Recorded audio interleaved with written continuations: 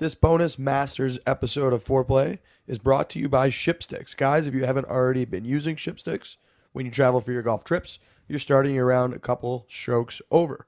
You've probably seen their ads on Golf Channel and CNBC. Shipsticks picks up your clubs from your home, golf course, office, or hotel, whatever is most convenient, and delivers them directly to wherever you're staying or playing. Instead of lugging them to and from the airport, wasting your time at baggage claim, use Shipsticks to send them ahead of time, and your clubs will be waiting for you when you arrive. As the largest golf bag shipping company in the world, their prices are the lowest, starting at just $39.99, which by itself is much cheaper than most airline check bag fees. It's really a no-brainer. You're paying about the same amount or significantly cheaper. You don't have to lug them around. It's a great deal, great combo. You eliminate the hassle while saving time and money. All you have to do is go to shipsticks.com. That's shipsticks.com. Click Ship Now, and you'll be on your way to a hassle-free golf trip. I just recently came back from a buddy's trip to Austin. Shipped my clubs right there with Shipsticks. As soon as I got there, they were waiting on the golf cart, strapped up, ready to go. Hey, Riggs, go hit a bunch of great golf shots. You didn't have to lug your bags around. Same thing on the way home. Didn't have to lug them all the way to Augusta. Boom, easy. Shipsticks.com, promo code BARSTOOL. Let's do it. This episode of Foreplay is also brought to you by Dollar Shave Club. There's no reason to use cheap disposable razor or pay a ridiculously high price for some gimmicky thing that's got a laser pointer with 17 blades. Make the smarter choice and join Dollar Shave Club like I did. Before Dollar Shave Club, it was either save money and get a painful shave from a disposable like the ones they give away for free at the gym, which felt like shaving with a shard of glass, or pay a fortune for the latest gimmicky shave breakthrough I don't need, like a laser chin detector or 17 more blades. Dollar Shave Club is the best of both worlds. A premium shave at a disposable price. Dollar Shave Club sent me a bunch of razors. I use them. I never know what to do with my facial hair, so I usually just shave most of it off. The razors were perfect. It was a clean, smooth shave. Get a close, smooth shave every time, and you can't beat the convenience or the price of the club. If you haven't tried Dollar Shave Club yet, you're missing out. It's an amazing shave at an affordable price. There's no smarter choice on the market, and right now they're giving away a 1-month trial of any other razors for $1 with free shipping. And after that, it's just a few bucks a month. There's no long-term commitments, no hidden fees, and you can cancel whenever you want. Get your $1 trial at dollarshaveclub.com/4. That's F-O-R-E. That's dollarshaveclub.com/4, F-O-R-E.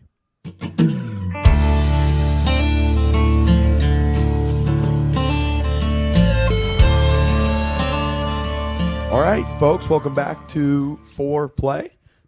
This is a special bonus episode. It's Thursday evening as we record this. Yeah, coming back at you, second episode of the week. It's 2 episodes this week. Makes sense. We're live in Augusta. We're about, a 15-minute walk according to most people, 45-minute walk according to producer Rob from the golf course. Rob we're finding out he does a lot of things well. He has many talents. One of them is not deciding how far places are to walk and how long it'll take. Very, very poor judge of how long it takes to walk places. I didn't judge it. I literally looked up our address to the course on Google, and it says 43 minutes. So I relayed that information from Google. I am not Google. So, bottom line, we're really close to the course. We're in Augusta. We've been everywhere. We've been at the course. We've done Hooters. We've done the Natty Shack. We've been everywhere. Yeah, we did a little bit of tour. We pretty much just drove up and down the streets of Augusta while it was raining. In traffic. In a lot of traffic. We've seen all kinds of different weather. It's been wild. So the whole point of this episode is, of course, to bring you guys kind of in the middle of the tournament. A little bit of look from, the Foreplay guys. We're supposed to be the common golfers.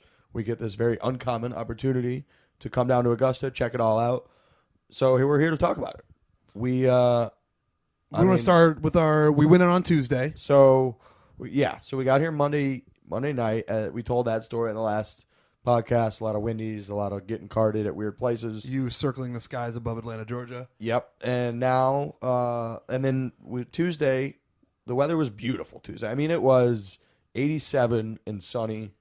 I don't think I felt a single breath of wind. We really caught by far the best day. Monday was pouring. Wednesday was pouring. Yep. Today it was fine today, but it was cold and windy. Yep. But Tuesday was perfect. 87 degrees. I am still very, very sunburned. Yep. We discussed, I don't think we talked about this on the last podcast. I think that was one of our live shows, but that Trent doesn't understand or hasn't digested the concept of suntan lotion, sunscreen.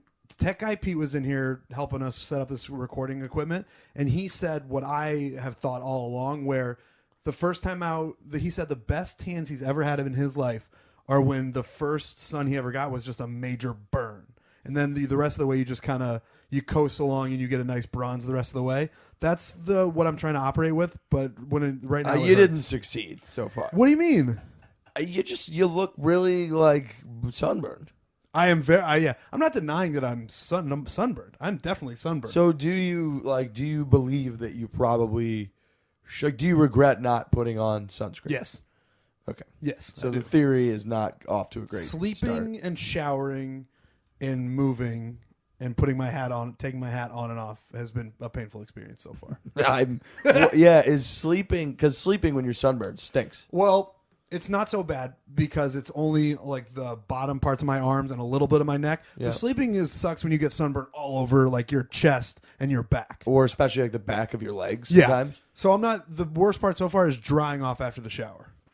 That does You have suck. to blot it. Yeah, you as got to opposed- touch yourself instead of Yeah. just wiping. It also seems like my skin is so hot now that it just evaporates the water. Yeah, when I you've got get the out. thing on too where if you just touch you lightly, it turns white. Oh yeah, it stays white. Watch this. So Trent's Crazy.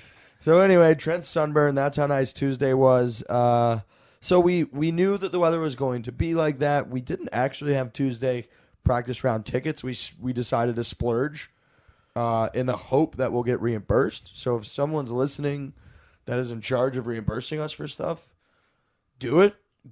Because they were I would love. not cheap I would tickets. love that $600. That would be really nice. You but- played it perfectly. You wrote a very eloquent blog about your first time in Augusta. Yep. And that is hopefully going to push us into getting our money back. that blog, which is content and which did really well, can't be written if we don't go in. And this podcast doesn't have. There's a part missing if we don't go on a Tuesday. Yep, totally. Even more content. So we get there around 10 a.m. and it was probably the most nervous I've ever been for something that I was doing nothing in. Like I didn't have to go compete or perform or take a test or do anything. I just had to walk around and enjoy it, and I was nervous going in. Was any part of that nervousness that you were going to be disappointed? Yeah. Okay. Me too. Yeah. Me too. Definitely. Yeah, because we've been watching this tournament forever. Everyone talks it up. You never know if they're like it's hyperbole, if they're making it up, if they just want to fit in with everybody. But then you get in there and it's just what you expect it to be. Yeah, so we walked in. You got to go through the whole maze. You got to walk. Everything's pristine. Everybody's talked about that. It's pristine. It's perfect. They move you in very efficiently. All of that. We get in. The first thing that we really see is the relatively new. I don't know how new the state of the art practice facility is, but I think it's 4 or 5 years, something like that. We see that right away. And the first thing that I remembered was Tiger when he was bumping and weaving. Yeah. Hitting those chips like 2 years ago to prove that he didn't have the chip and yips. Yeah. And even when I saw that, I was like, oh, wow, I remember that. And that is the least iconic moment That that's I can probably imagine. ever happened at Right. Augusta. Yeah. And so from there, we keep going, another couple 100 yards, pop out. All of a sudden, there's just the first fairways right there. Mm-hmm. And we're like, oh, shit. We start to get your bearings a little bit. We take a left, walk up, see the gigantic oak tree right in front of the clubhouse, and we're there. There's also on the left, like on the right, you've got the first tee, and on the left, there's all of these little houses, if they want to call them. Yeah, like or cabins, lodges houses, whatever. They look perfect, and you can kind of see inside the windows, and there's very pretty looking people in there, and they look very warm and Gorgeous cozy. people. Yes, gorgeous people everywhere. at Gorgeous, Augusta. like wealthy people. Gorgeous, wealthy people sitting in their lodges on the edges of Augusta National, and it felt like a fitting entrance. People that would never let us into anywhere, basically. They wouldn't even look at us. So you get there, and then, like I said, clubhouse, oak tree on your left. You look out to your right that's kind of like the pinnacle of the course, the peak, and you look out to your right, and all of a sudden you can see all the way down through the trees to what has to be like the 16th hole through the trees. Yep. You can see that far. You can't make out detail what's on the other side of them, but you can see for what looks like miles. And it's just perfectly green grass and white bunkers. Yeah, and also right in front of you to the right is the 18th green. So then that's when we walked down to the 18th green. We had a very kind stoolie right out of the gate. By the way, a billion stoolies at this thing.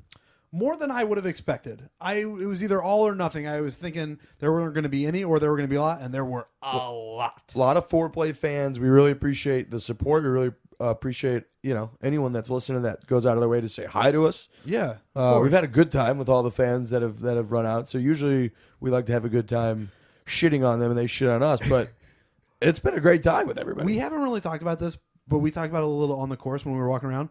We really nailed the name of this podcast. It's funny because the story of that is that pretty much anyone in our company that heard the name for the first time before we had gone official with it was like, I think we can do better. And then it grew on everyone. Our main sales guy, Jay Danahy, who was on this trip with us, did not like the name at first. He thought, what do you think, it was too edgy? No, he just thought it was too, he thought it was lazy. He was like, that's just like, you guys can do better than that. And now everyone has completely gone the other direction. When people see us, the Stoolies, they say the Foreplay Boys, and it just rolls off the It's tongue. just a nice thing to say. Yeah. It's just, the Foreplay Boys. Because instead of being like, oh, it's Trent, oh, it's Riggs, it's the Foreplay Boys. And it's weird when you're walking around Augusta National and people are going out of their way to yell at you and call you the Foreplay Boys. It's just like, I'm okay it's with that wild. rep. I'm okay with that rep. I love it. So we're going to be out there the next 3 days. Anybody that sees us, make sure you say hi. Make sure you buy us beers, all that stuff. We love beers. I like we're probably getting into this, but I'll buy me a pimento cheese sandwich. I'm a big fan of those. Yeah, and then, we'll buy you right back an unnamed American draft beer. Yeah. Nobody's going to be breaking the bank here. We're going to spend like $4. It's going to be a great time. So, yeah, tons of stoolies. Anyways, this guy right out of the gate on the 18th green comes right up to us, and he's like, hey, a little tip for you boys, for the Foreplay Boys. Everyone just leaves their chairs, right? They get there early. They place the chairs, the folding chairs, and then they just go wander the course.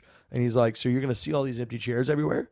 You just sit down wherever the fuck you want, and you're good to go unless those particular people happen to come back, which they rarely do. Yeah, because it's a beautiful system. The more I think about it, the more I like it. Because you're right, they won't come back. There's a whole course to walk, and they will only come back maybe for a little bit, if at all. So right out of the gate, our first real experience of consuming the golf course and consuming play on the golf course was we just sat front row on the 18th green, like 20 feet away from the pin. It was like a back right pin, and just watch groups play up. The shocking thing about the 18th green is it looks a lot smaller in person. I can't believe how small it was. So then I went back and I looked at old clips, like when Phil canned that putt in 2004 to win his first Masters. And you do realize how many people are enclosing a very small space. For whatever reason, it looks bigger. Okay, I feel like now on TV, but in that clip, like the people from one edge of the green, like the gallery to the other side, does not look very far in that clip now. Okay. Now that I realized, like, oh my God, everybody's kind of on top of each other right there. Yeah. They really fucking are. I do wonder if we're going to, like when we see old clips now or when we watch live tournaments at Augusta now, if we're going to look at it differently than we did before. Yeah, definitely. So we noticed today, the mounding is ridiculous. That they do not get on camera. The sixth green, we didn't walk right by the sixth green. We only saw it from like the tee on Tuesday. We walked by it today. The sixth green has like a mountain in the middle of it. And not only that, when they put the pin up there, we said that it's like a circus shot or a putt-putt golf. It literally looks like a miniature golf, like a putt-putt clown show golf course. The fact that people aren't getting like 7, 8s, and 9s all the time on that sixth green is shocking, to say the least. So then to go back to Tuesday, we rolled up behind us, down the 10th fairway. Next thing you know, we're on 11, and we're like, oh, shit. We just keep going this way. We're going to be right down at Amen Corner. Mm-hmm. We walk up to it. It was really shocking. And I've told this. I wrote this in the blog, and I said it today on the radio show. But you and I love to talk. We talk all the fucking time. We're never really silent ever under any circumstances. When we saw 12 for the first time in person, we just stood silently next to each other for like 15 minutes. And I don't get that way. Not just... I don't ever go silent about anything, and it's you're just sitting there, and 12 is the perfect hole. It's perfect. Yeah. I mean, it's simple, right? It's not overly complicated. There's bunker in front, bunker in back, but it just, the way that it sits in there, how tall those fucking trees are behind it, how open everything is in front of it, and the fact that you can't really get back there, right? Like, that's what I've been trying to convey, is that it's almost like I said, like the Mona Lisa is like, they put it in the back of the room, and you're only able to walk into the front of the room, and it's like dark and mysterious back there. It's just there, and you can't quite touch it. That's how 12 Were you the feels. one who's saying today that it looks like a throne back Yes. there? Yeah. I picture as soon as you said that, I'm picturing like a Game of Thrones poster where the Iron Throne is way in the back and you can see it. That's what the 12th green looks like. Yes, there's like 4 tall, very distinguishable trees behind it, and that just makes it look like a legitimate throne. And we saw today, there's in different spots. So the 11th green is obviously up closer. And today the flag was blowing like crazy on 11, and it was completely still on 12. And the holes are right next to each other, but 12 is so much deeper that it's in its own universe. And that was our first real experience of all the swirling winds down in Amen Corner, because we watched a group. It was Rory, Ram, and that Tanahara guy, I think. Yes. Is that who they were playing with? Mm-hmm. And all 3 of them went long left. And it was because the flag on 11 was blowing, like whipping right in your face. Yeah. And the flag on 12 wasn't even moving. It's very confusing. Every single one of them hit it on the same line, and they hit it long left. Ram hit it I feel like up into I think, was that him that hit it like up into the weeds and it like rolled back? It rolled back down a little bit. Yeah. So anyways, that was wild. Yeah. So, but back to Tuesday, when we're standing between 11 and 12, not speaking, you forget that you're there to see some of the best golfers in the world because you're taking in the course so much. So we're standing there silent between 11 and 12, and the first thing I say to you, I say, "Oh shit, there's Rory McIlroy walking down 11." And you realize this is the greatest place in the world. It was unbelievable. Yeah. And because we didn't expect that. Like practice rounds, they just kind of pop up randomly when the guys are playing and all that. There's not much of a tee time sheet or anything like that. And Rory just strolls by. So we watch Rory play Amen Corner. Next thing you know, we're like, all right, let's go get a beer. Look over to our right. We just see a left-handed player hitting an iron from the 13th fairway. We're like, oh shit, that's Phil. That's Phil Mickelson. So we went and watched Phil on 13. The closer you get to 13 green, it's like the same thing. And you're like, well, this might be nicer than the 12 fucking hole. Yeah, we kept going back and forth. I can't decide which one I like more, 12 or 13 or 15 or 11. It's 16. It's shocking. Like the whole course, every fucking hole. I think it's 14 or let's see, 11. 13 is as good as it gets. Yeah, 13 is great. People don't understand how you cannot find a flat lie anywhere on that golf hole, not even close. Mm-mm. Guys, if you hit a great drive in the fairway, you're standing, if you're a righty, the ball's at like your fucking belt. It's like you're almost at your like chest. You're like your chest, and you're trying to hit. So it's really hard to explain how undulating the entire golf course is.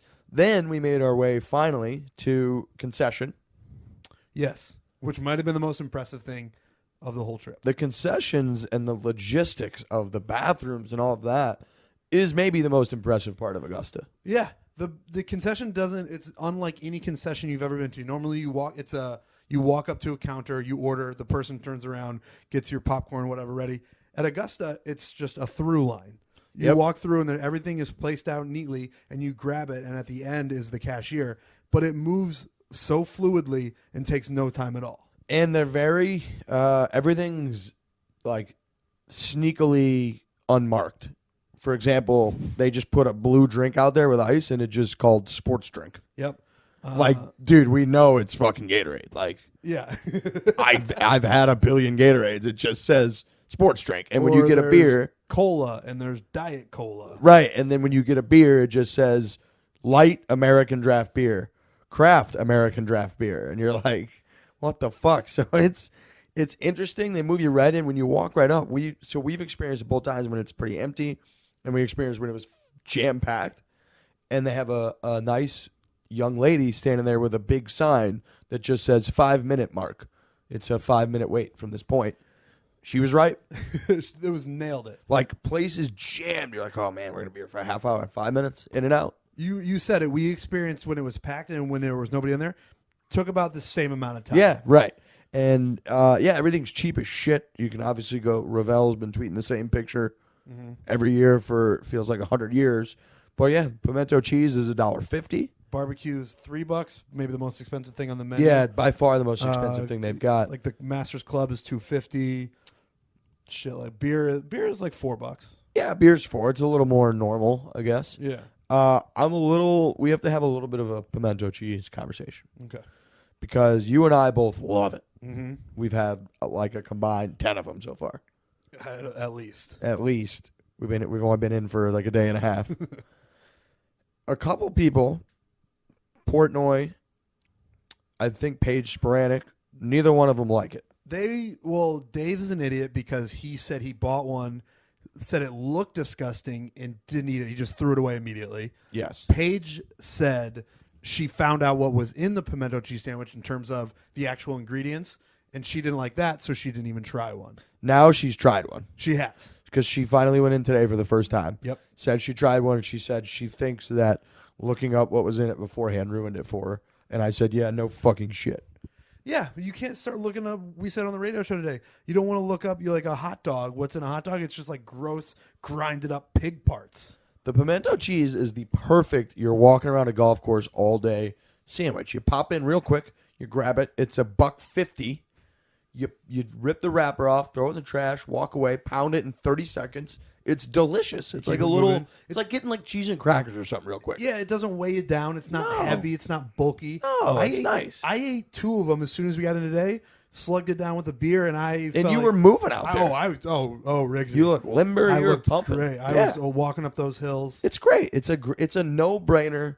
It's beautiful. I like that they're clearly all like handmade, individually made, but they come in the nice Masters wrappers. They're great. Bob, why'd you grab the mic? You feel I like grabbed the mic. I'm nervous about the pimento cheese sandwich. I went in on Tuesday.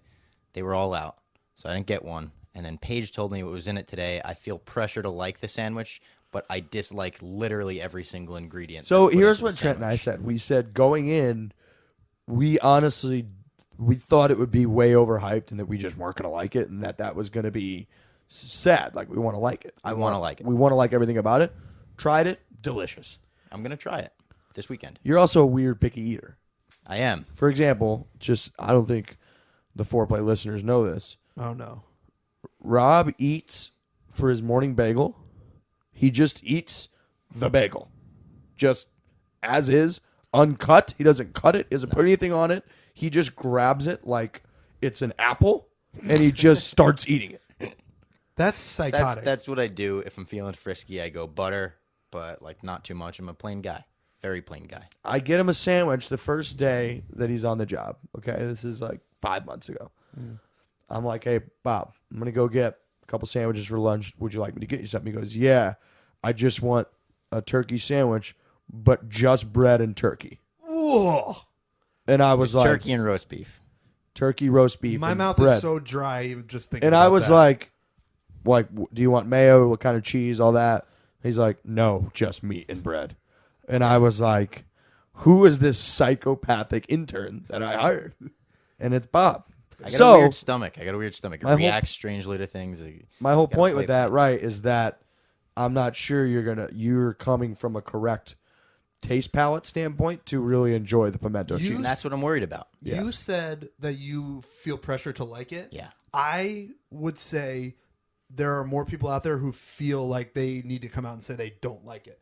That's like the hot take with that. Like, I'm going in like, fuck this pimento cheese Yeah, like, sandwich. oh, people talk about the Oh, pimento complete cheese opposite. sandwich. I'm going I in, I'm like, like I that you're really that wanna way, like it. but I feel like people like Dave, they would be like, oh, I'm going to go in Yeah. and say I hate it just to make a stink. Yeah, I could see that.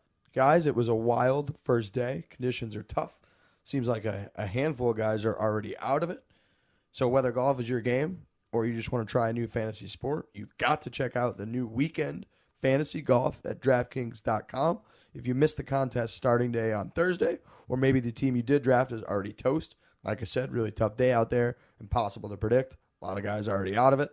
DraftKings is introducing a new game where you can compete for your share of $10,000 in total prizes this weekend at DraftKings.com. Just pick 6 golfers before the tournament tees off this Saturday morning.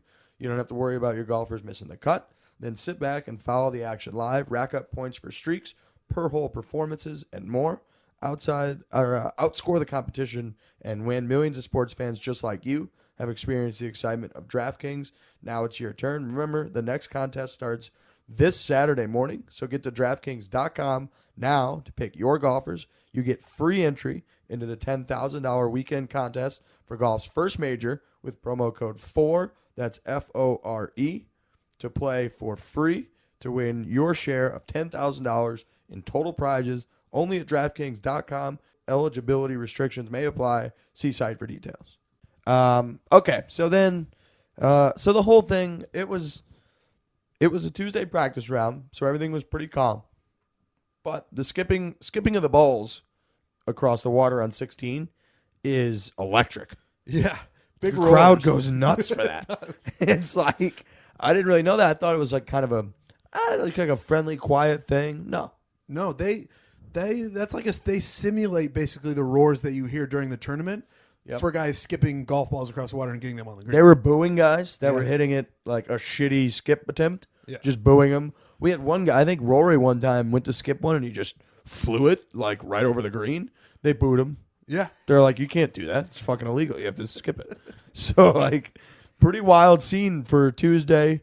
Easily the most packed part of the course. People just want to see skipping balls. Yeah, the other thing that I didn't really realize about Augusta is how stadium-like it's naturally built.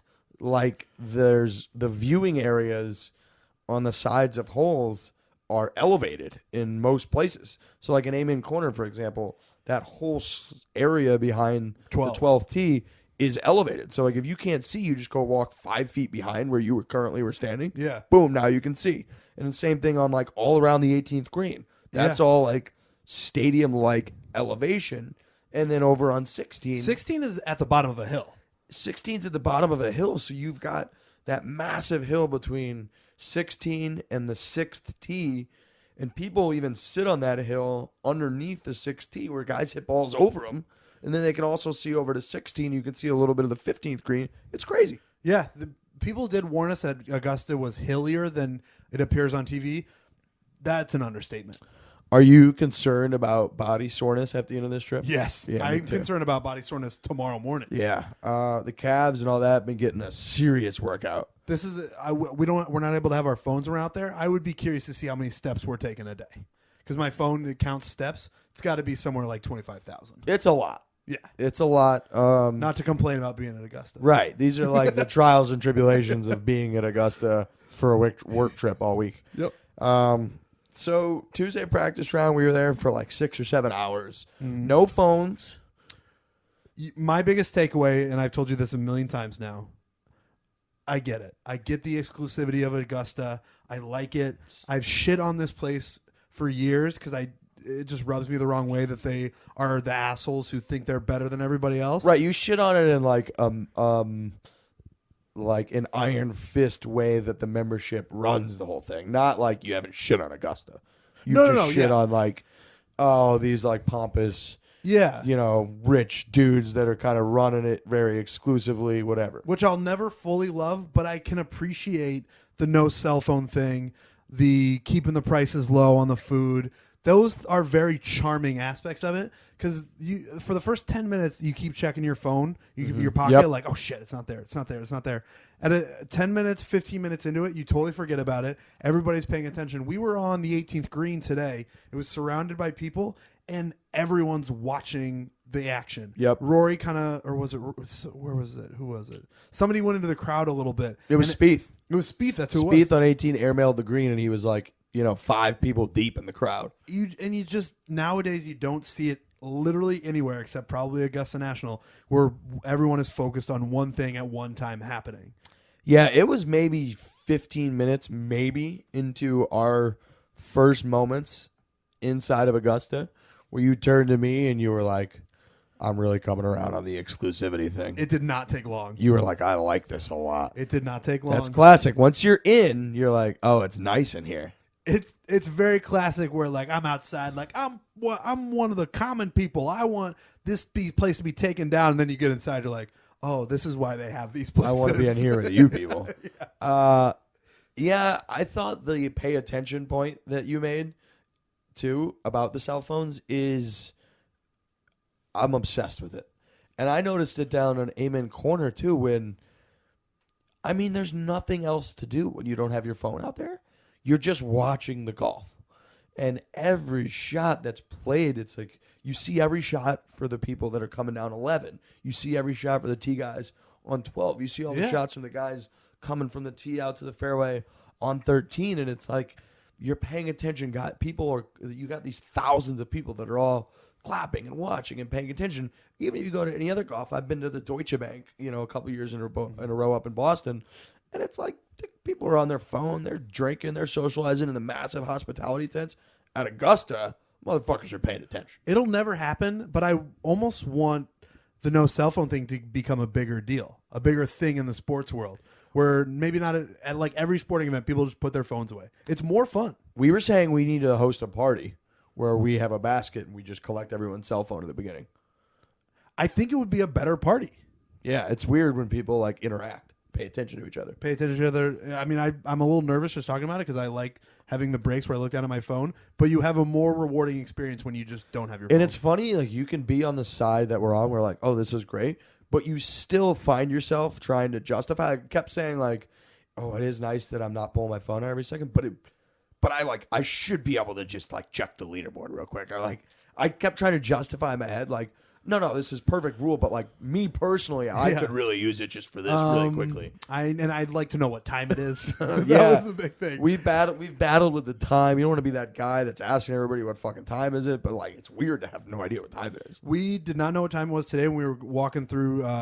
We'd go to the bathroom line. It was a very zigzaggy thing. I almost like threw up. Yeah. But we were walking by and I kept trying to read people's watches because I did not want to ask them. So this is going to sound wild, but I've prided myself for years on being able to tell the time based on where the sun is.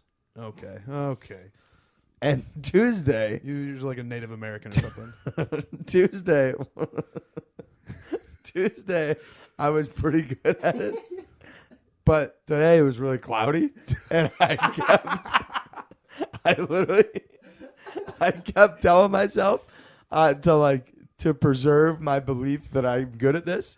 I kept because I was way off today, like not even fucking close. Yeah. Because I was trying to get back for the Harvard play in the Frozen Four today, and I was trying to get back for the 6 o'clock game. We left at like 7:50, and I just kept telling myself, like, "Oh, it's cloudy today. Like, there's nothing you can do about that. Time's just not moving." Yeah, right. And also, you fucked it up too because they're like, "Oh, we're like, do they stop serving beer at 5?" And you're like, yeah. We're like, is it 5 o'clock? Like, no way. Went up to a concession stand, asked the lady. She said 5:18. Like not even close. Not even close. And I was very confident. I was like, no, it's like 4. It was 5:18. So those cloudy days, man. Cloudy days when that's your go-to is the sun position for telling time, and it's cloudy. It's like that ruins your whole shtick there. Too funny.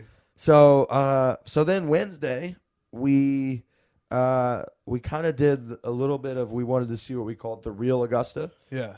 You hear about it. You hear all the time like, wow, Augusta National is beautiful. The town of Augusta sucks dick. Mm-hmm. Another understatement. I wouldn't say that it sucks, but it's like, it's just, did we talk about this on my Monday podcast? I feel like we did. Okay. It is. It's like just a massive like strip of all the chain restaurants in the world that you've ever imagined. Oh yeah, because we talked about how it's like our towns back home. Yes. So we did a little digging, which was basically drive around in the rain, made it worse, and it is just as bad as we assumed. Yeah, as nice as Tuesday was as bad as Wednesday was. It rained the entire day, and it was just pretty miserable. There's really not much to do in Augusta when it just rains all day. No, because they're very quick to shut down the course. I found out they shut it down on Monday. They shut it down on Wednesday. And then after that, I think people just go to bars. Yeah. So we went to Hooters. We got kicked out. We got kicked out by the manager. We brought in an 18-year-old cameraman. Yeah, they did not like that. No, they did not like that at all. The big hit from Wednesday was the highly publicized Snoop concert. Oh, my gosh. Trent, do you want to talk a little bit about how the Snoop concert went? Yeah, and I was excited before because I wanted to see Snoop in concert. I'd never seen Snoop before. It's weird that we'd be like, yeah, we're going to Augusta to see Snoop. We may have gotten to the bottom of it almost immediately as soon as he came out. So we hung out at this place called the Country Club. It's a country bar, but at about 9 o'clock it flips around and it turns into a place where Snoop Dogg would perform. So we were sat there. We got there early, very, very early. We had VIP tickets. Got there at 9 o'clock. We actually got there too early. We got there at 8:30. They would not even let us in, so we went next door to a place called Robbie's. Shout out to Octagon Bob. That place is called Robbie's? Yeah, I didn't know that. I think so. Yeah, I could be wrong. we'll Oh, call you it weren't there. Robbie's. Sorry, Robbie. No, it was, and Robbie's was like a billiard hall. It was very cool. It's if you're picturing a billiard hall, that's exactly what it is. It's like smoky billiard hall. Smoky It's billiard. kinda nice. You can smoke in bars in Georgia, Yep. which I really, really enjoy. So we Really? Yes. You enjoy that? Yes, I miss What? I miss smoky bars. Oh. I wish Iowa. I wish Iowa when I lived there still had smoky That is bars. weird because in Missouri, there's different counties in Missouri that do and don't have it. But in Missouri, the county that I live in, you can smoke in bars. Yeah. And even like my friends and stuff that smoke are like, I prefer bars where you can't smoke inside because it's like disgusting. No, I like that. I Interesting. feel like I'm in a bar when there's It smoke is a everywhere. way more bar-y feel. Yeah. As opposed to like a restaurant feel. It's certainly not good for you, and everybody smells like shit when you leave. Mm-hmm. But you walk into a smoky bar.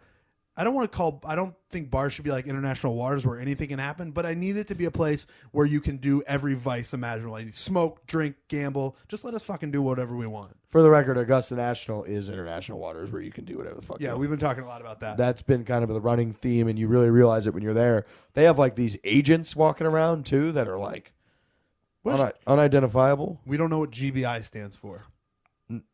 I've had a couple different theories. You said something about Great Britain. I don't really want to get into it.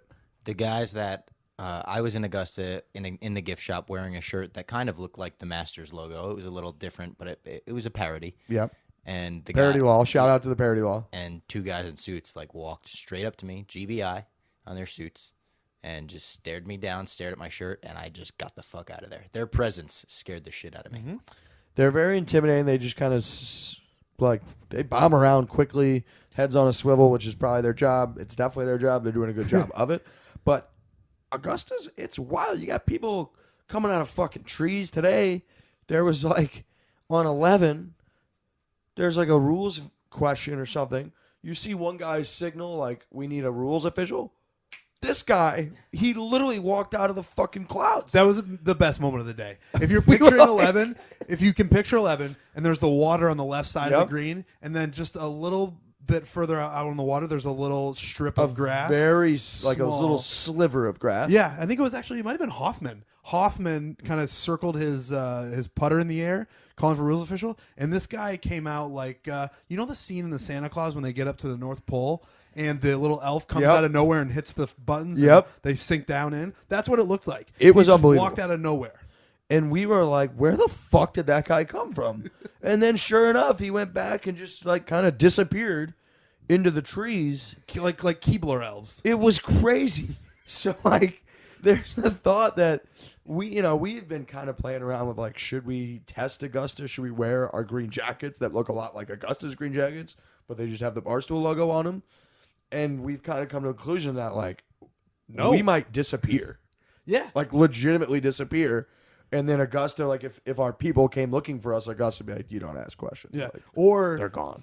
people would ask for us and it would be like we never existed. Yes. Or Like, we don't have that name on file across the world. No, my other fear is that they take you down into like a casino style, like dark You basement. think you get caught counting cards? Yes. Beat the fuck out of you and then spit you out like on Washington Road via some random tunnel. Yeah. And they're just like, don't ever wear that fucking jacket again. Yeah. We'll see you tomorrow. And you know what I mean? It's like kind of, and I'd be back the next day. Yeah, because without my green jacket. they know they got you. Right. So I'm just like thinking we just won't wear them in the first place. Anyway, back to Snoop. Is that how we got there? Snoop. Back to Snoop. We get there at 9 o'clock. Go into our nice VIP section. It was very nice, elevated. A lot of dudes. Tons of dicks there. An unbelievable amount of dicks So in this many. place. Yeah. Snoop does not come on until midnight. A little after midnight, comes out to the next. Keep in mind, we're there at like 9. Oh, we were there at 9. Which, Right. like 3 hours in a fucking saloon that's turned into an Augusta National Masters Week nightclub is wild. Very weird scene. Snoop comes out a little after midnight, comes out to the next episode. Everybody's jacked up, ready to see Snoop. And there's a weird part that he doesn't come out immediately and instead stands behind the DJ booth. Come to find out, we didn't go see Snoop Dogg. We saw DJ Snoopadelic, and he came out to the next episode and then proceeded to play. You could have put your iPod on any white person's shuffle, Yep. and it would have been the same music. It was legitimately like Snoop texted one of his white friends and was like, "Yo, hit me with your iPod playlist," and then he just put that on the whole time. He put on Journey. Yep. And literally said to a crowd of people in Augusta, Georgia, sing these lyrics if you know the words. Sir, there is not a place on earth that knows the lyrics to that song more than the people in Augusta, Georgia. And he did that over and over again. He kept saying, "Are you having fun?" Dave brought up a good point where what probably happened was it was super expensive to have Snoop come in and do Snoop Dogg things with his actual songs. So, but his DJ going rate is much lower, and you can kind of hopefully skate by with that. I don't know how everyone else felt. I felt cheated. Totally cheated. And when he kept saying, "Are you guys having fun?" Like I said, the first time I was like, "Fuck yeah, I'm having a great time." I'm drunk, and By I'm the watching 10th Snoop. one, I was like, "No, this stinks." Like, what are you doing? Like, sing a song, man. Yeah, he came out hot. Next episode, it was Snoop Dogg smoking a blunt, and then it was Journey and the Beatles for a while, and it felt very odd. So that was Snoop. Thursday, which was the kickoff of the Masters. Mm-hmm. We did live shows. We did this live Sirius XM radio show from 12 to 2. Barstool. What are we? Rush 93. Yeah. Rush 93. If you're listening today on Friday, go check us out. We're going to be doing that again. We also did and are going to be doing Friday a little pre-game show, 2:30 to 3. Shout out to Elise Lobb, who we had on as a guest today. Shout out to Paige Spranik, who we had on the radio show. We had Paige on the radio show. So we're bringing the chicks. pretty good day for us. It's just a couple foreplay guys bringing the chicks who love foreplay. Paige left after doing the radio show, and as she was leaving, Elise was basically pulling in to do the other show. Yep. It was a good day for us. Yeah. So really just bringing them in, kicking them out, bringing them in. You know, that's what you do. It was a good day out there. We got the Natty Shack's going to be kicking tomorrow. It's going to be Friday. even better when you're listening to this today on Friday, because today the Natty Shack was still a Midas, a muffler joint. So yeah, it's still a Midas with like auto experts written on the side of it. And then tomorrow there will be people around. It'll be the Natty Shack, and it'll be a completely different animal. So Friday and Saturday, sun up to sundown, come to the Natty Shack, formerly the Midas, also potentially still the Midas, on Washington Road. Let's get into some tourney talk. So we've talked about how awesome it is to go to the Masters. A good way to get to the Masters is by using the SeatGeek app. Buying tickets can be complicated and confusing, but there is a simpler way to buy with SeatGeek. SeatGeek is the smartest, easiest way to get tickets to your favorite team's games. With SeatGeek's seamless mobile experience, you can buy and sell tickets in just 2 taps. SeatGeek helps you find the best seats at the best prices, fully guaranteed. With baseball starting up and the NBA and NHL playoffs approaching, SeatGeek will get you closer to the action for a great value. I have the SeatGeek app on my phone, and it's by far the easiest way I've found to shop for tickets. I can be anywhere, with just a few taps, I can instantly find seats. I actually just used the SeatGeek, or we just used it, to buy Masters practice round tickets. It was very, very easy to do. We got the tickets. We got in. We got to see the Tuesday practice round, which was a lot of fun. SeatGeek is designed to make your ticket buying experience easier than ever. SeatGeek saves you time and money by searching multiple ticket sites to compare prices and find amazing deals. And to get you the most bang for your buck, SeatGeek grades every ticket based on value to help you immediately identify the best seats that fit your budget. Plus, every purchase is fully guaranteed, so you can shop for tickets on SeatGeek with confidence. And it doesn't end with sports. SeatGeek also has plenty of concert, comedy, and theater tickets available as well. Best of all, my listeners get $20 off their first SeatGeek purchase. Just download the SeatGeek app and enter promo code FORE, F-O-R-E, today. That's promo code FORE, F-O-R-E, for $20 off your first SeatGeek purchase. Folks, you know I'm a big gambler. Riggsy likes to gamble. there's no better place to do it than BetDSI. I have Ricky Fowler as my winner this week. He's 1 over, right where I want him. He did play, I think, his last 5 holes at 3 over. That's the beauty of it. That's what keeps you guessing. That's what keeps you coming back. BetDSI is the best place to do it. BetDSI has over 20 years in business. They're the top-rated business on sportsbook review sites. Great mobile product, easy to use from anywhere. Live in-game wagering. You can make plays throughout entire games and events. For example, if your players are out this week, go ahead and make some live bets. You're going to get new odds based on DJ being out, based on Hoffman being at 7 under. Things change quickly. Live in-game wagering, live in-tournament wagering. Great customer service available 24/7, 365. Built an entire reputation on fast payment of winnings, which is ideal. Free $25 to try service just for registering. You can try BetDSI.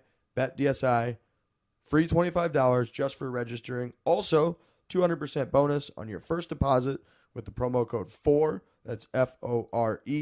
FORE. Go to betdsi.com. Use promo code FORE. Let's get it. All right, so we've got 1 day in the books. It was an incredible day for people that like carnage on the golf course. Big day for people who like, well, nobody really liked DJ not playing, but for drama, that's a big drama thing. That is, I still really can't believe that he's just not playing. I mean, so much happened today with how excited I was because the course played hard, and I love when the course plays really hard, that I almost have forgotten that DJ is not playing in the fucking Masters after winning 3 tournaments. What also played into it is, as right when it happened, we were very busy. We just got done doing the radio show. Yeah. We did our live show, and then right after the live show, we headed into the tournament. So I don't think I've really even fully processed that Dustin Johnson, the number 1 player in the world, isn't playing in the Masters. No, and I also thought they were overdoing it on Wednesday. You thought he was going to play? Yeah, I just thought he was going to play. I'm not saying like I thought they were faking. I'm not saying he wasn't 100%. I'm not saying it was 100%. I'm just saying that I just thought he was going to play. Yeah, and even earlier in the day today, they said he was feeling better. His trainer said he was feeling better. He was hitting some balls. And then he didn't even make it to the first tee. He didn't tee it up at all. He said, I can't go, and withdrew right then and there. So right out of the gate, we've had a ton of conspiracy theories here. Aided by the fact that Dustin Johnson has a interesting past, I'll put it that way. Very interesting past. So this isn't some boring guy on tour. Clearly, he's the number 1 guy, so everyone wants to talk about him anyway. But Dustin Johnson specifically has a little bit of baggage in the past. His wife is Paulina Gretzky. That kind of plays into the drama factor. So right out of the gate, we've already got theories going left and right that it wasn't just, I was in my socks and I slipped down a flight of stairs. So people are alluding to this 2012 situation where basically they cited like the same thing. They came up, they said his back was hurt from trying to lift a fucking jet ski or something. And then it turned out that was fake. Right. Which, weirdly, and we were talking about this as a group in the house, that makes this back thing more probable than ever before, because for them to lie about a back twice in a row, so they clearly lied in 2012, and then he probably did hurt his back a couple of days ago, and they're like, shit, he actually hurt his back this time, but we got to say it because it's the truth. Yes, it would be wild for them to make the same lie twice.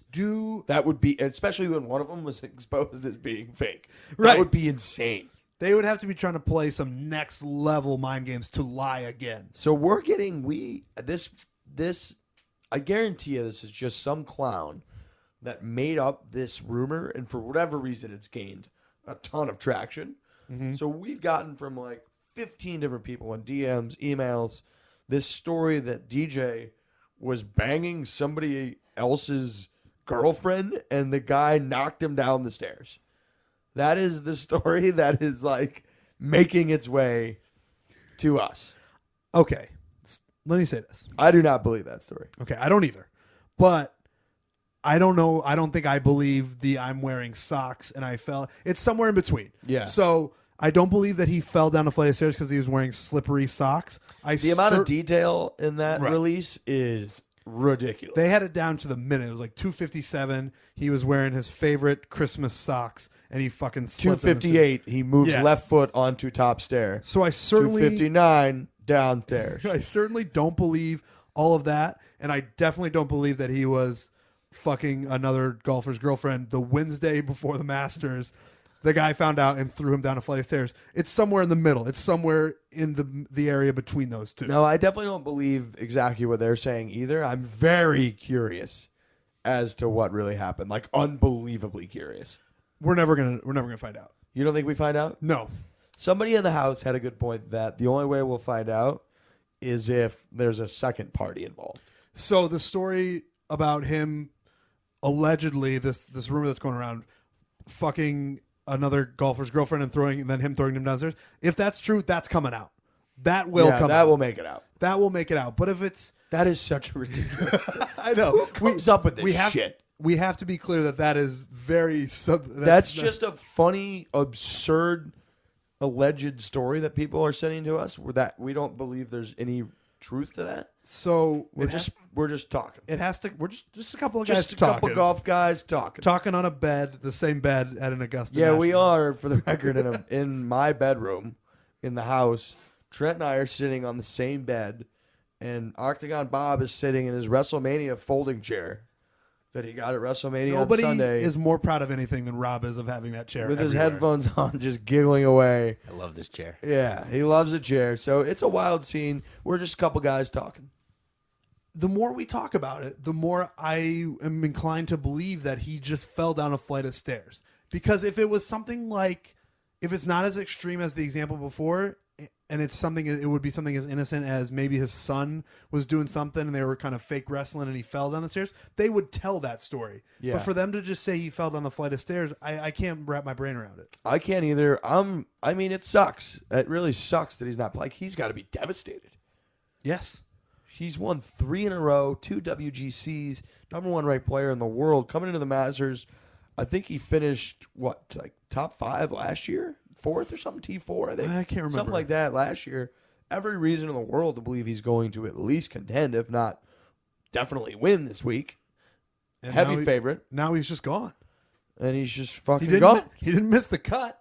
He's just gone. He's just fucking gone. We didn't need this. It we stinks. squeaky. We got squeaky. Well, it stinks. I really wanted to watch him play too. That was if one guy we didn't get to see really during the practice round that we really wanted to see. Next day, we allegedly falls down a flight of stairs. We said because it's Christmas song. We were disappointed we didn't see him during the practice round, but we said to each other, "Oh, we'll be able to see him during the tournament, so it's fine."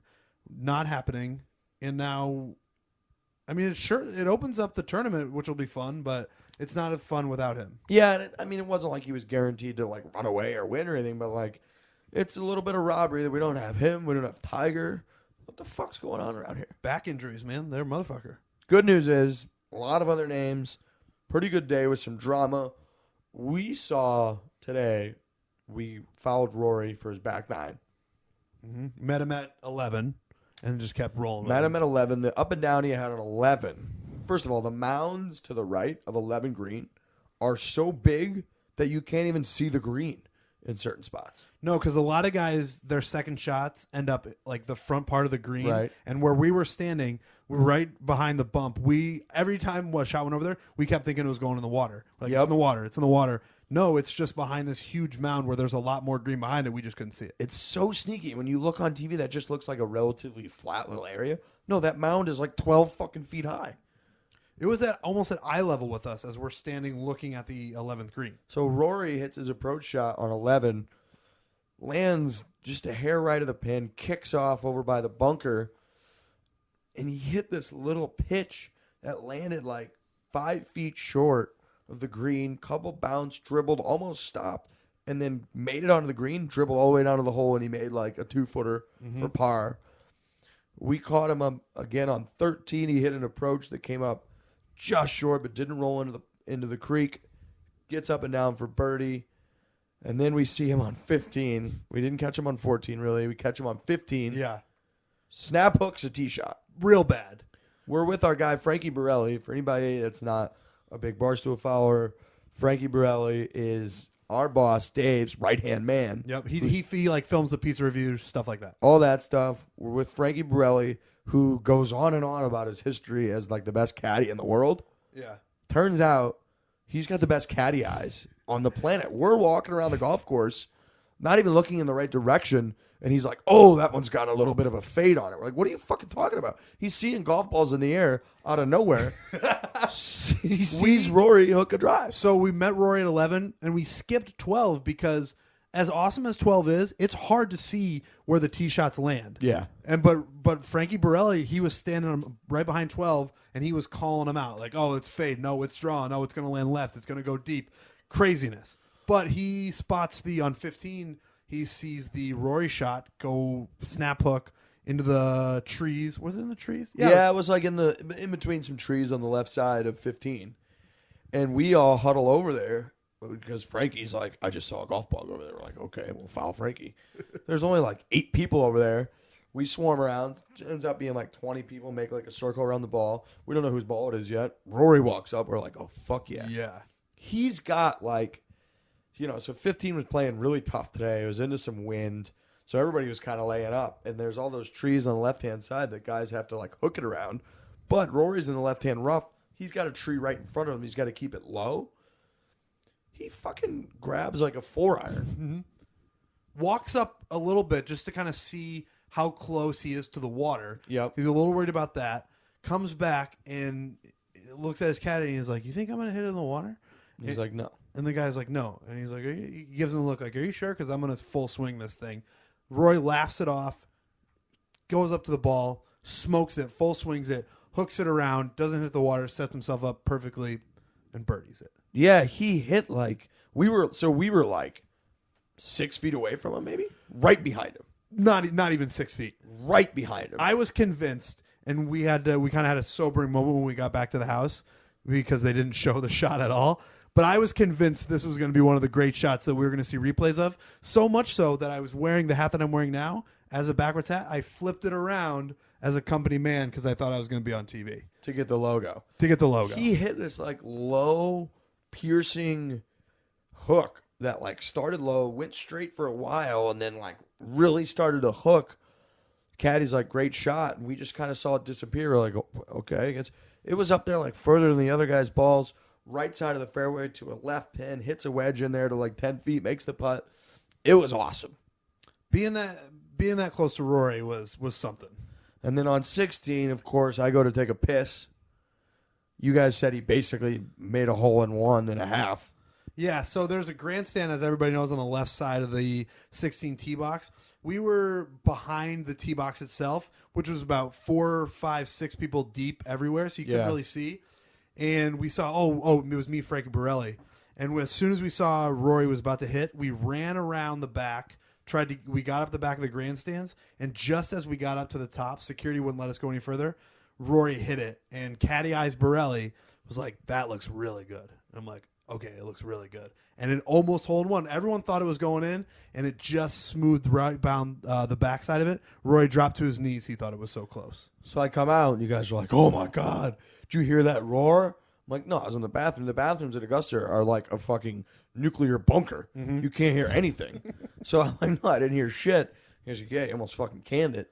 So the whole group did well. Rory almost made it. Rom almost made it. And then I keep forgetting who they were. Tanihara, whatever. Security guard said it was the best group of the day. Riggs was taking a piss. So we got to see that. Taking a look at the leaderboard, we got Charlie Hoffman. I've been in a text group all day. They're calling him the best weekday player in the world. I've never been more disappointed than when we came up 18 to watch Rory finish out, and we saw that red 7 next to Charlie Hoffman's name. Yeah, because you can't, you have no idea what's going on in the golf course, especially when you spend some time on holes that don't have one of the main leaderboards. Why don't they have, like every other tournament, a person following the groups around with their scores? Yeah, they didn't have that. Nothing. Which is weird. I would assume that they would have had some old school cool version of that. Yeah. But they don't. So anyways, yeah, we didn't realize until the end. We walked up. We're like, oh, Hoffman's at 7. I don't think anybody's worried about him. No. There's no way Charlie Hoffman. He's going to come back down to earth real fast. There's no fucking way. No. If he does, I'll eat my hat. But he shot.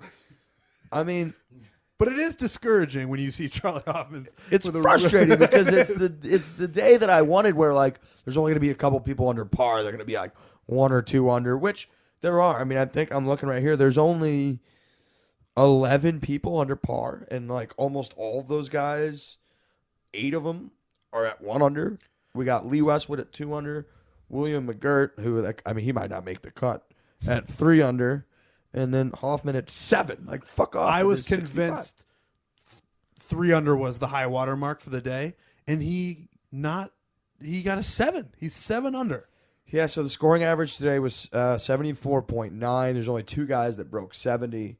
And then Hoffman just a casual 65. He did say, he's like, this was a miraculous round. He'll never play like that again. We got to talk about this. Like, we got Westwood, like I said, at 2 under, and then Sergio at 1 under. Those are just guys that they just, no matter what they do, I mean, they can't win a major. Right? Sergio has admitted that he'll never win a major. Lee Westwood might as well say the same thing. Because he's going to have a maybe good weekend, but it's not going to work out for him. Yeah, and it's funny for Westwood, who's pretty well known for not being a great putter and having a pretty shitty short game. I feel like he has had some moments in the Masters where he's kind of really, really been in the mix. Yeah, but that's what it always with Lee Westwood. He's in the mix, and then it just there's a couple shots down the stretch where it just doesn't work out. I cannot wait. I'm so excited for the 2 or 3 clips we get over the next 3 days of Lee Westwood missing like a 2.5-foot putt. Yeah. There's going to be like a handful of those that pop up. It's going to be great. That's- And I like Lee Westwood. Don't get me wrong. Me too. I love Lee Some Westwood. people just have a bad fate. Yeah, he seems like he's real broad-shouldered too. I like broad-shouldered. He's a big motherfucker. Yeah, he's like big motherfucker, kind of a house. And he seems like a great guy. Interview he does. You know who else I would is a love house? to see Lee Westwood win. He just is going to miss like a handful of really short putts, and it's going to be hilarious. You know who else is a house? John Rahm. He's huge. Huge. You called him borderline dumpy today.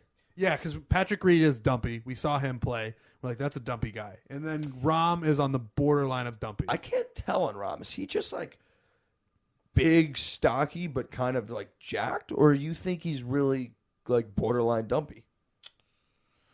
I couldn't tell when you said that. I kept looking at him puzzled, and I couldn't figure it out.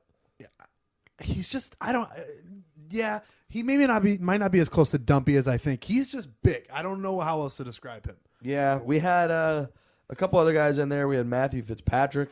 He made a double on 18. He's just a mini looking Spieth. Yeah, who was my other guy? Who else made double on 18? I think Ricky. So he and Ricky both doubled 18 after they had really good rounds going. 18 was playing tough today. They had that back right pin, and the approach was playing straight downwind. We saw a bunch of guys airmail the green. We saw Patrick Reed airmailed it. We talked about Spieth earlier, airmailed it. So, I mean, there's a good amount of names in there, like we said, especially when you consider that Hoffman is not going to win. So then basically the lead's at 3 under, which means everybody's in it. Yeah, I'm going to be really mad if Hoffman doesn't come crashing back to earth. We got Phil. I don't know. If you're not a Phil guy at this day and age, then you're an asshole. There was a stretch there where all the Tiger fans hated Phil. Yeah. Because it was a Tiger versus Phil thing, even though that rivalry was never all that real. But now, with Tiger faded, Phil's just a likable dude who's getting older, who's playing incredible at the age of, I believe, 46. Yeah, I mean, Phil is... I've been talking about him all year. I mean, he still hasn't won in a while, but he's playing great golf. He shot 100 today in those conditions. You always got to love Phil at Augusta, especially he gets a little mojo going, He starts to get a little swagger out there. That stupid smile on his face. Stupid little Phil smirk smile thing. This Masters means a little more to us. I want a Phil in the mix on Saturday and Sunday. Yeah, I don't me want too. I don't want a Charlie fucking Hoffman. No, I told you that like if Hoffman has like a comfortable lead going into Sunday, it's gonna ruin my entire weekend. Mm-hmm. I could not agree more. Like this will be a ruined trip for me. It'll just wash away that Rory shot. Basically, I'll totally forget about it. We got our guy Duff also at 1 under. Okay. He walked by us today on 15 after hitting his tee shot, and Frankie Borelli looked at him and said, "Oh, he's really aging." He did. And I was like, that's not a very nice thing to say about somebody, Frankie. It's not for a guy who's gone through some tough times in his life. His weight is fluctuating at all times. Dramatically. He was a fat guy who got really, really, really skinny, and now he's becoming a fat guy again. He's just a better golfer when he's a fat guy.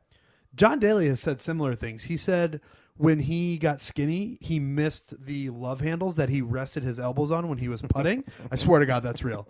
And when he got really skinny, because if you go back, there was a stretch where John Daly was skinny, and he missed his love handles. So he looked weird as shit when he was skinny. He did. He was really, really skinny. We also had Thomas Peters, the Belgian, he had a weird day. He was 5 under through 9 or 10, and he kind of faded on the back. Yeah, let me pull this up. He went the old 32-40. He shot for an even par 72. We got, look at Cooch is even par. Gotta love Cooch. I think I saw Freddie Boom Boom I saw with a 73. All right. That's a hell of a score. If you forget about Hoffman, he's right in it. Right, yeah, we just basically eliminated Hoffman. No problem. Just eliminate the leader of the tournament. They'll eliminate the guy who's clearly playing the best. Yes. Yeah, I mean, Hoffman could win, but he's not going to, so it doesn't really matter. JT, I see, is he shot 73. We saw a nice little wedge shot from JT on 15. Yep. So anyways, there's a ton of names right there. Yeah.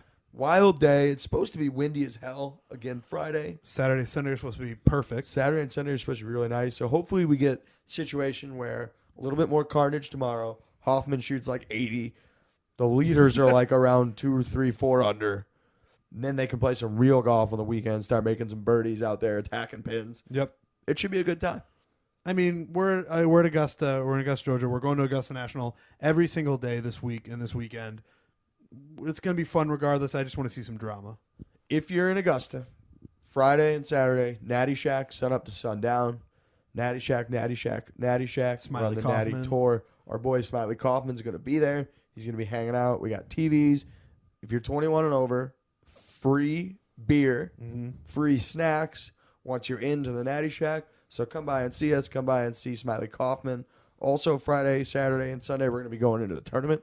See us in there. Say hi. We got brand new spring-themed Barstool golf polos that are on fuego. They are. We get a lot of comments about these. We also have koozies that are on sale. I love foreplay koozies. If you don't love foreplay, you're an asshole or an idiot. So, yeah, enjoy the weekend. Masters special edition episode. Hit it hard. I hit it hard.